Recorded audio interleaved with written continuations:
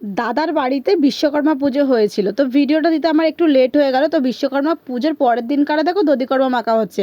তো এখানে কিন্তু এখন বোন দধিকর্মা মাখতে বসেছে। আর দেখো এতটা দধিকর্মার মধ্যে 200 গ্রাম মাত্র দই দিয়েছে। ভাবা যায় এই 200 গ্রাম দই দিয়ে ও এতটা দধিকর্মা কীভাবে মাখলো? সেই জন্য কিন্তু আমি পুরো ভিডিওটা করেছি তোমাদের দেখাবো বলে।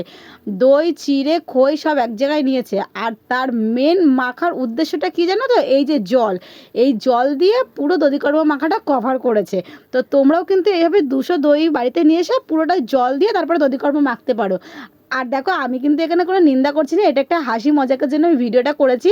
যে দেখো ওর কীর্তিটা খালি দেখো, যে এতটা পরিমাণে দই চিড়ে মাখছে ও, তার 200 গ্রাম দই দিয়েছে আর বাদ বাকিটা জল ইউজ করেছে। তো দেখো এখানে বাতাসা, তারপরে এখানে চিনি, আর এখানে যে নাড়ু টাড়ু ছিল সব একবারে দিয়ে কিন্তু এখানে দধিকর্মাটা মেখেছে।